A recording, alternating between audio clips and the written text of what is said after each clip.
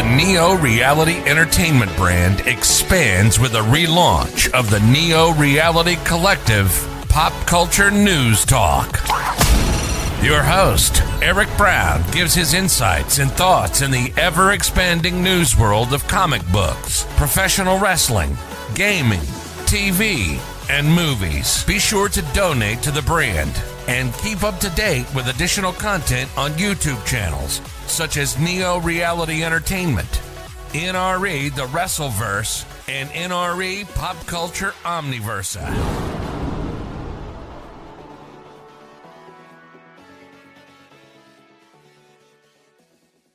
Today's edition of Neo Reality Collective is brought to you by Anchor.fm, a free distribution service podcasting hosting platform that allows you to record your podcast on your phone or computer. Anchor will distribute your podcast for you so it can be heard on Spotify, Apple Podcasts, Google Podcasts, and so much more. You can even make money from your podcast with no minimum listenership. It's everything you need to make a podcast in one place. Download the free Anchor.fm app or go to Anchor.fm to get started today. Thank you and enjoy the episode. Welcome everyone to Neo Reality Collective Reviews. And while we should be talking about Inferno, and don't worry, we will this week, I wanted to go and dip my toes a little bit in the Star Wars universe after so long. And that is not the Book of Boba Fett, it is instead the Star Wars comic book event, Crimson Reign, which is actually part 2 of a trilogy by Soule, which is focusing on Crimson Dawn that showed up in the event War of the Bounty Hunters, where the character from Solo, a Star Wars story, qi'ra, returned and is in charge of the Crimson Dawn faction since Darth Maul's dead. And they initially promised us that there was going to be a big surprising moment that's going to change the face of the Star Wars universe forever and all that yada yada yada BS, because unless they're going to go ahead and have Han Solo return earlier than intended, which they're not, then I would have actually believed them. But that's not what happened. Instead, we got the same thing.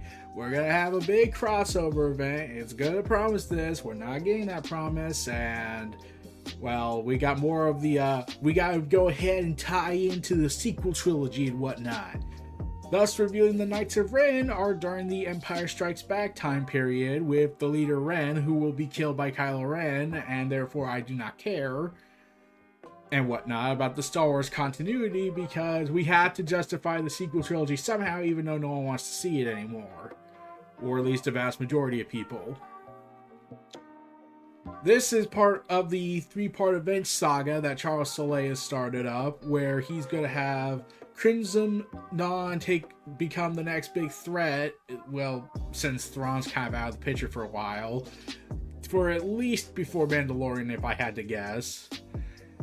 And the comic book is basically focusing on qi'ra and, well, the Crimson Dawn group as they start to ascend more to their state of power and become what will eventually become the, quote, hidden empire. Which makes you wonder, how on earth did this even make it so far, as in terms of, how does Snoke make it this far? How will the First Order even happen if there's going to be another empire on the other side of the unknown regions?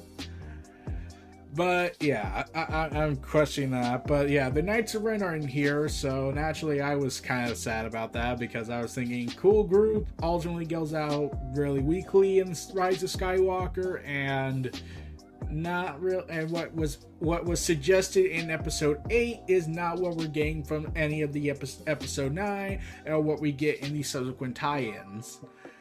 So yeah, Lady Qi'ra, who was the movie character, is now transitioned to the comic book world, and I'm just that guy wondering, wait, why isn't this a series, like an animated series, where we name the entire series Crimson Reign and focus on Lady Qi'ra and, well, the Crimson Dawn as they ascend to power, and have an animated series, a long-form animated series like the Clone Wars, the first season or 2 being the War of the Bounty Hunters, the next two seasons being Crimson Reign, and then we got Hidden Empire or Crimson Empire as the last 2 seasons. Like, we could get a 6-season structure on this and 2 seasons each for each story arc.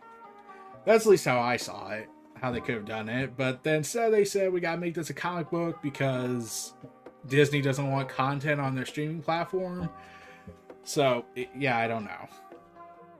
So we got all this intrigue and whatnot, and, well, we're gonna go and access this event.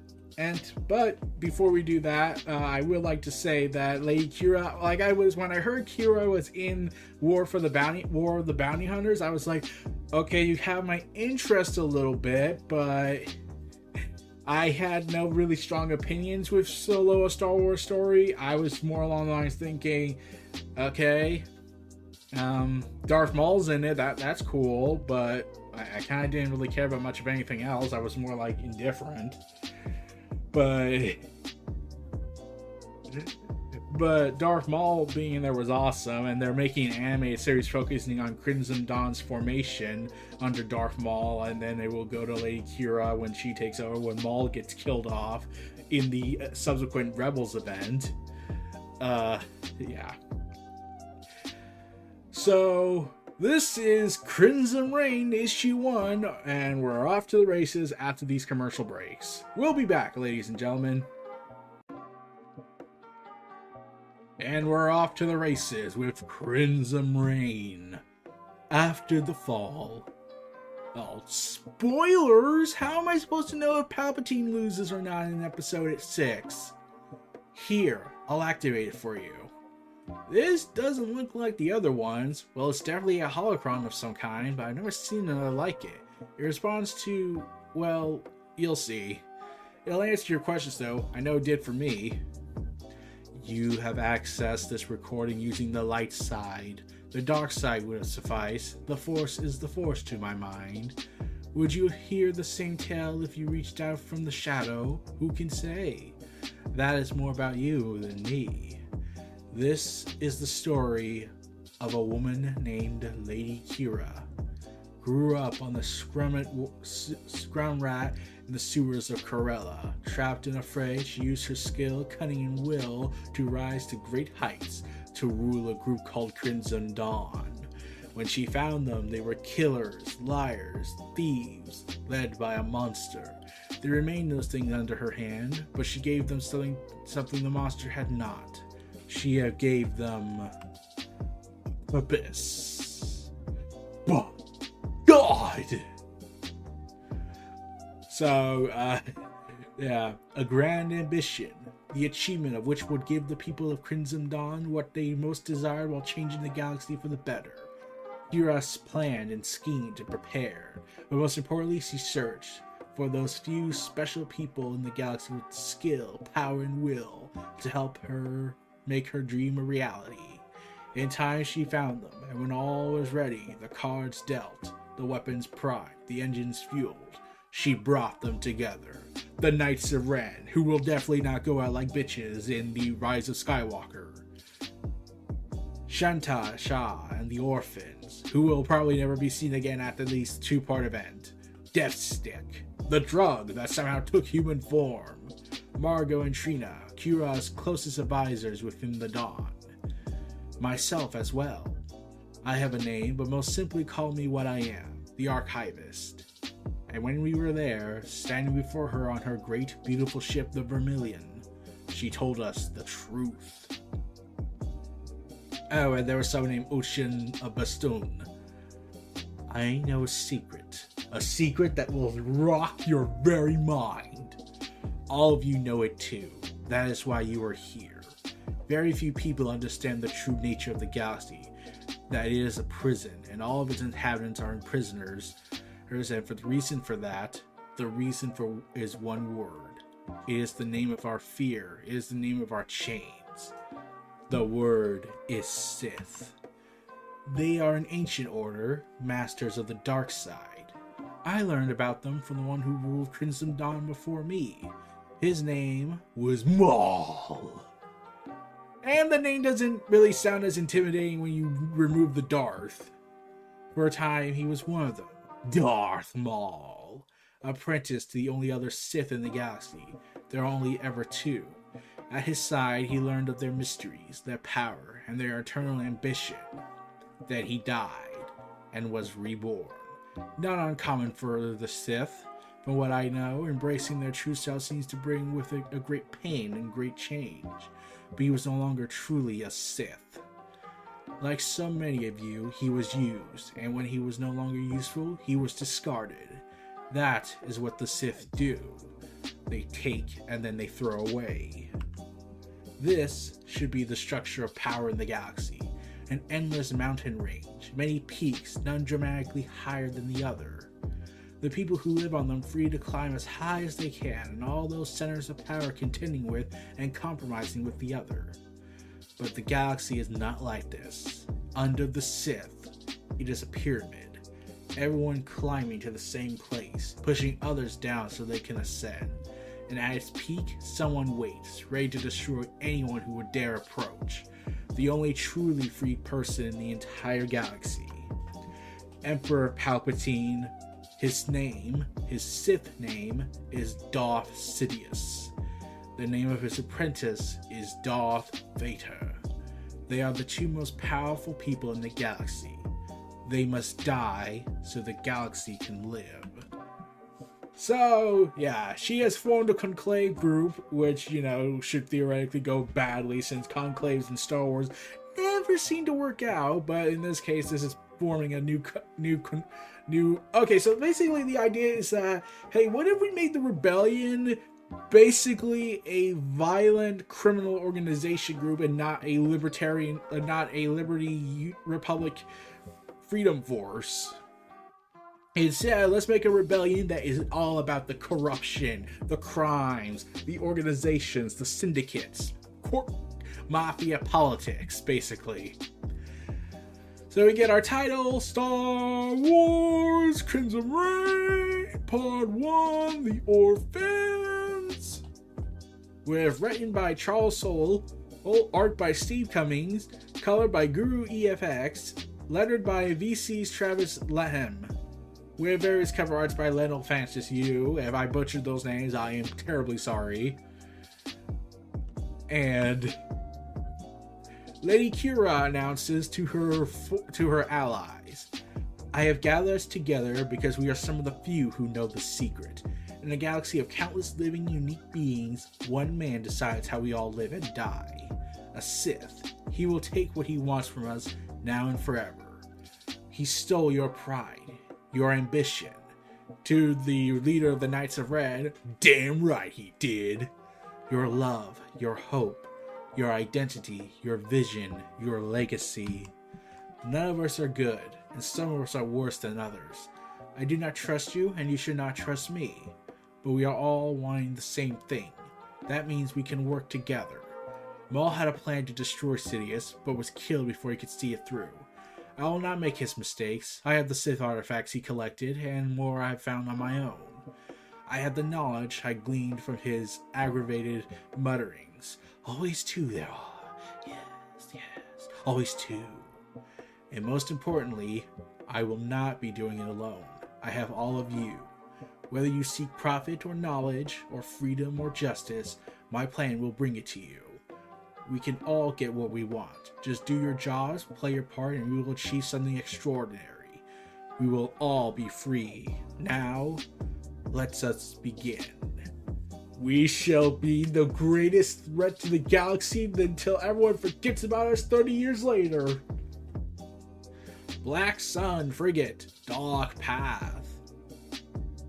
Lord Gillard, lovely of you to come down to Hangar to meet me yourself. Of course, Lady Qi'ra.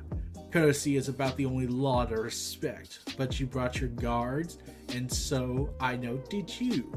Being courteous does not make me a fool. Is Crimson Dawn's reputation among the syndicates truly so terrible? I would say Crimson Dawn's reputation is deserved, but that is what always made you people useful. Come, we will drink and talk. You requested this meeting, Lady Qi'ra? What does Crimson Dawn wish with Black Sun? That business on Jakara was important. To reintroduce my organization to the galaxy after so long, but it was also a bit remote. I wanted to personally communicate a few key points to you and your people.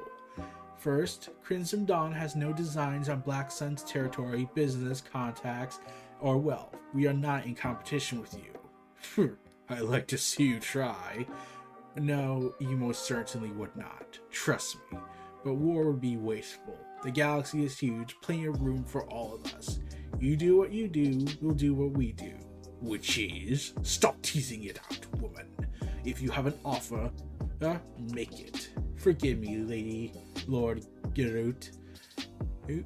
For me, it's the anticipation of the thing always. Crimson Dawn wishes to remain small, lean. We want to offer services to the larger syndicates, precise, important tasks. We have contacts you can only dream of. If there is something you need to know, a discreet depth, come to us. This would be an exclusive arrangement? Of course not. We will work for anyone who can afford us, but that will be a select group, and we will never disclose any tasks you ask us to complete. Our complete neutrality is the best guarantee of our discretion and of our own success. And if we were to start taking sides, we will make enemies, but if everyone uses us and comes to need us, then no one will destroy us. We believe Crimson Dawn can be essential.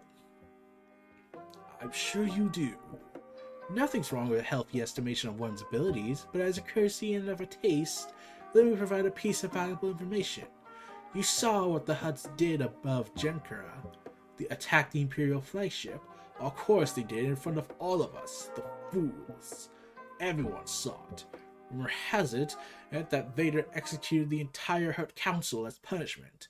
That's true, but that's not all. My Imperial contacts tell me Emperor Palpatine was furious at the Hutt's betrayal. For years, the Hutts enjoyed a special relationship with the Empire. They enjoyed protecting the status in their sector. Meanwhile, on the Pike Syndicate, in exchange for performing valuable services for the Empire outside the bounds of Imperial law, the deal has been in place for decades. But now, after the Hutt Council attacked them, meanwhile at the Claire of Papataren, we hear the Empire's reconsidering. They're looking for a new partner. It won't be Crimson Dawn.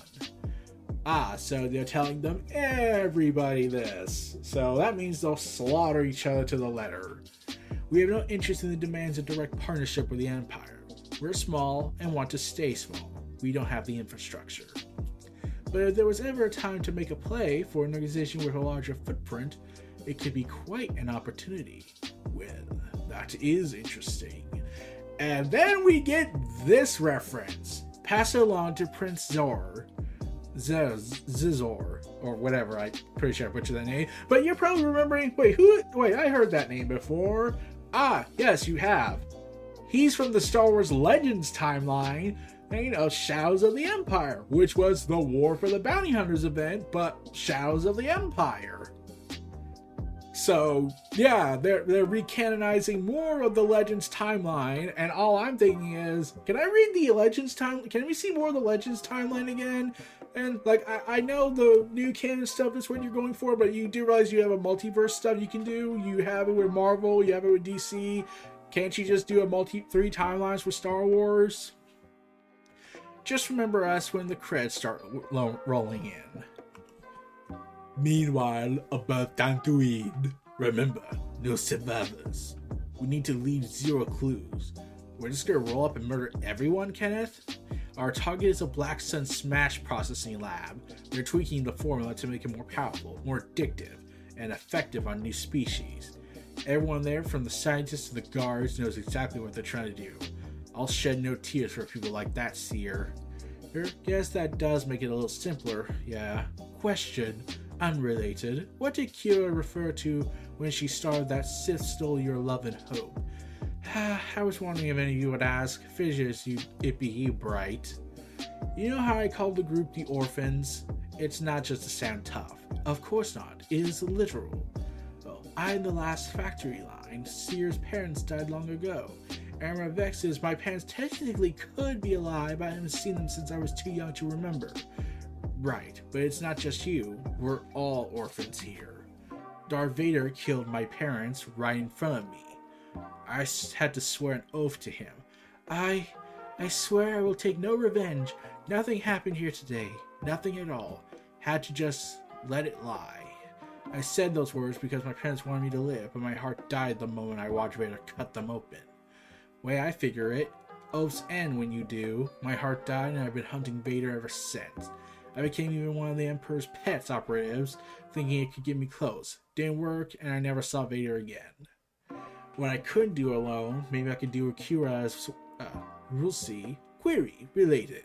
Based on this information, our team should be named simply the Orphans. Or we keep it how it is, Lady Bright. Because I'm the boss and you guys are the crew, and that's the way it is. Focus up, everyone. I am the supreme leader. No, that's actually taken. That's going to be taken in 30 years from now, and it's going to be a puppet government.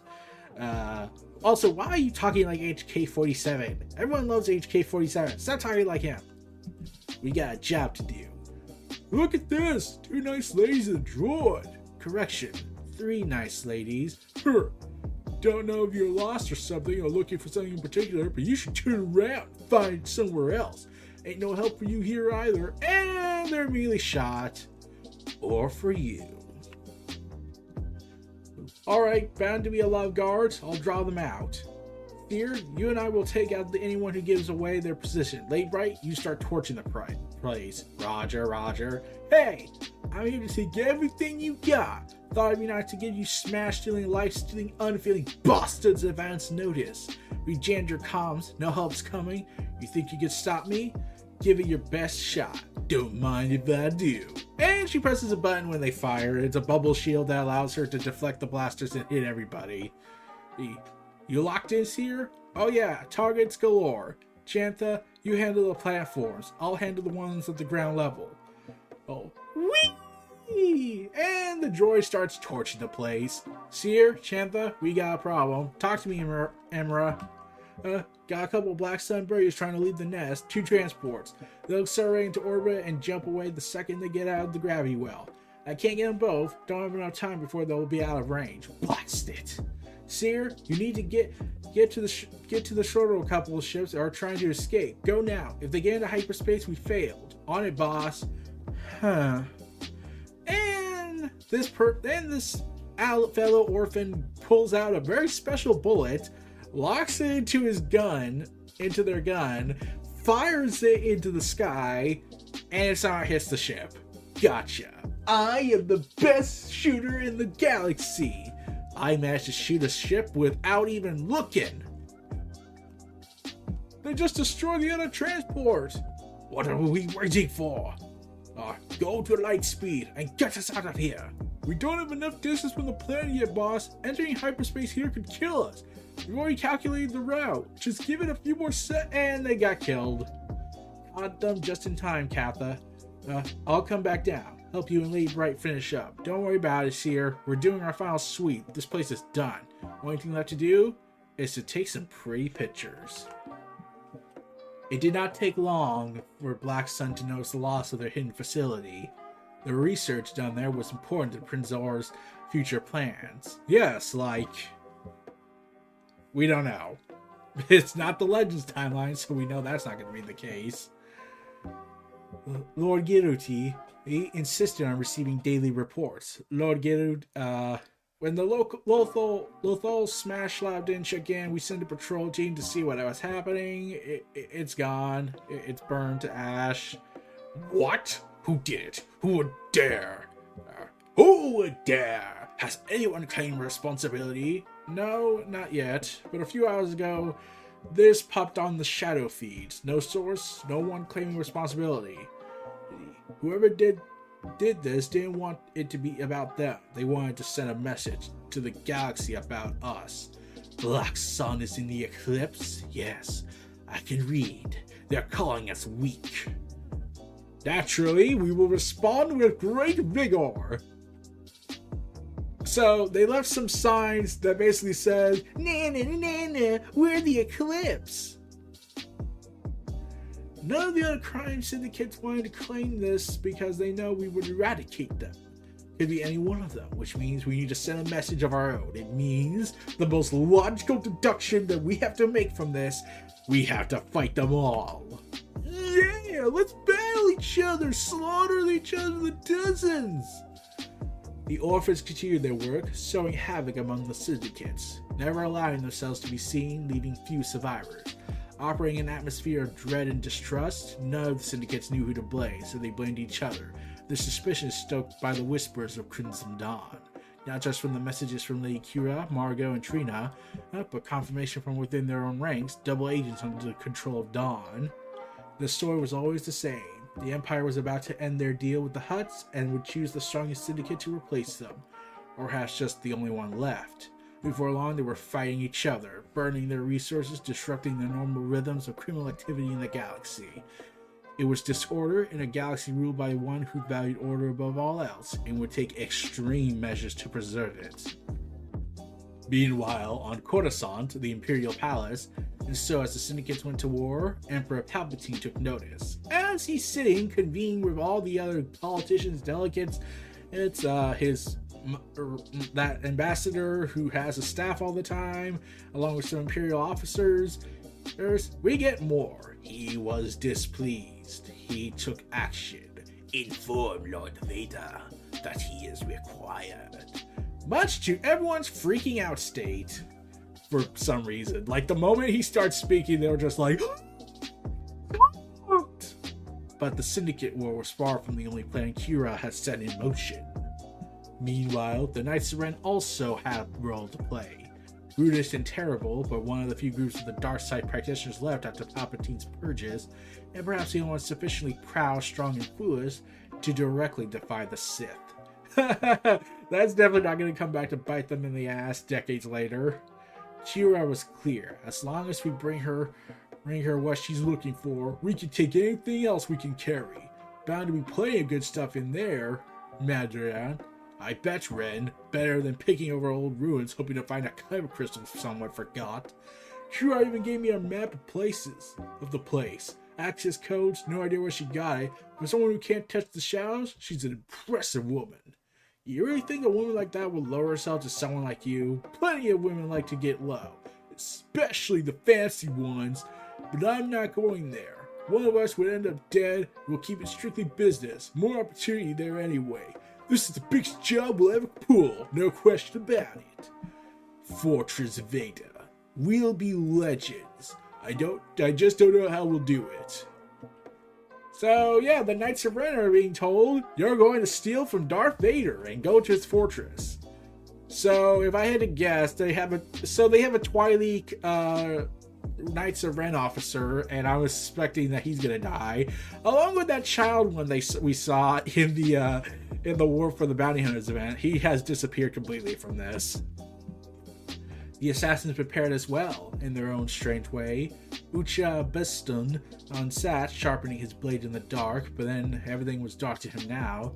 He lost his way at Exegol, and had not yet found his way back. Perhaps he never would. I have seen the light. As long as I knew him, he remained a terrified little beast who killed because anyone he murdered could not kill him. His road was paved in courses. Some were paid for by qi'ra. I have seen the light. It was so pretty.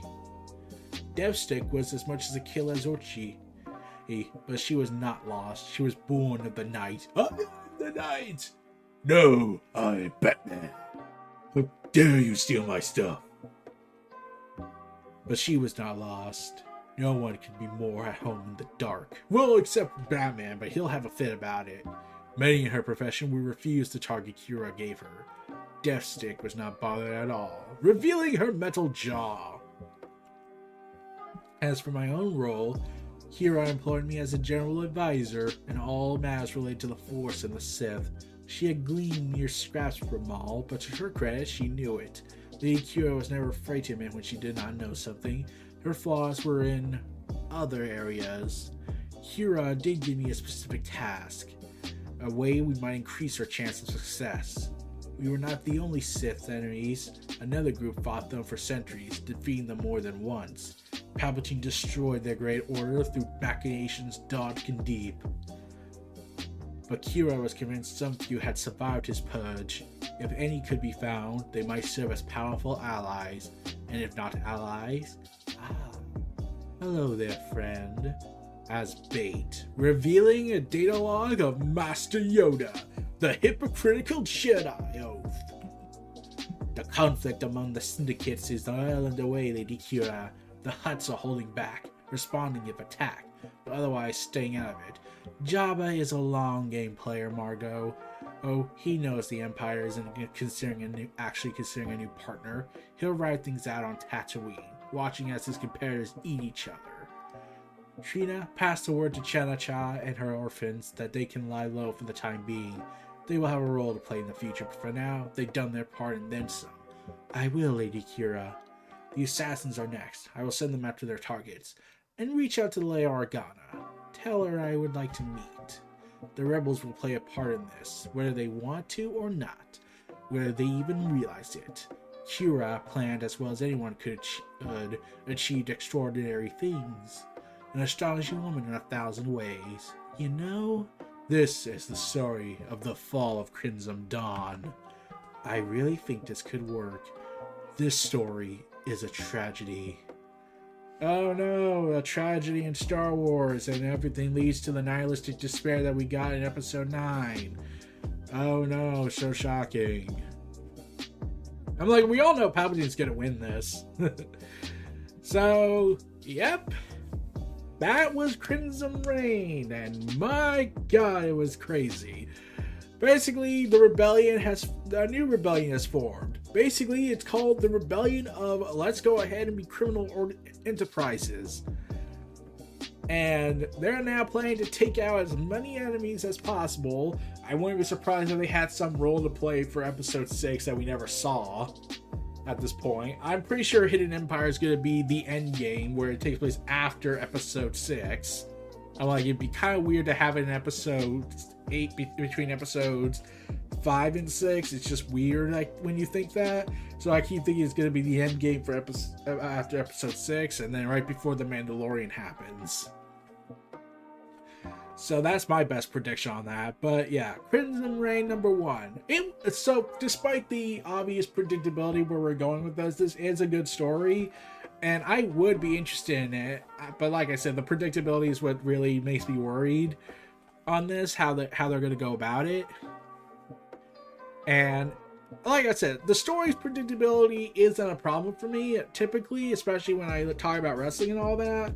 But I think the problem for me is that, well,